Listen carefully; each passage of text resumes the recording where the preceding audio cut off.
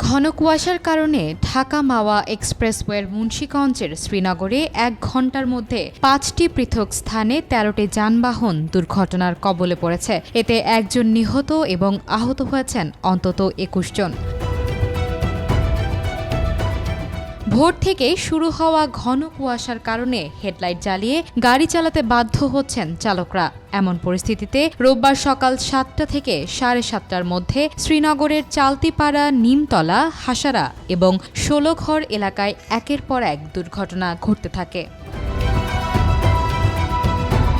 Fire service জানিয়েছে, চালতিপাড়ায় মাত্র ১০০ metre দূরত্বে দুটি স্থানে বাসের পেছনে বাস এবং প্রাইভেট কারের ধাক্কা লাগে। নিমতলা ও হাসারাতেও একই ধরনের ঘটনা ঘটে। ষোলঘরে একটি ট্রাক সড়ক দ্বীপে উঠে যায়।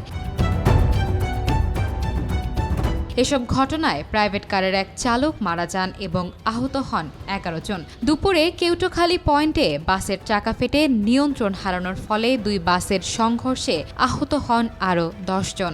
আপনারা জানেন যে ঢাকা মাওয়া হাইওয়ে রোডে প্রায় বড় বড় দুর্ঘটনা ঘটতেছে। এই দুর্ঘটনায় অনেক লোকজন আহত হচ্ছে।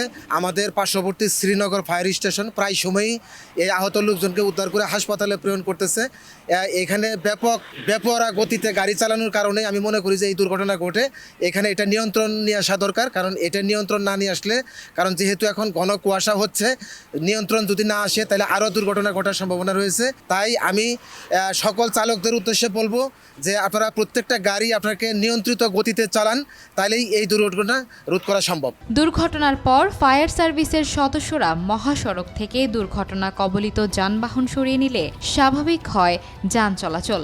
২০২২ সালের জুন থেকে চলতি মাস পর্যন্ত ঢাকা মাওয়া এক্সপ্রেসওয়েতে ৯৭৮টি দুর্ঘটনায় ১৩২ জন নিহত হয়েছেন।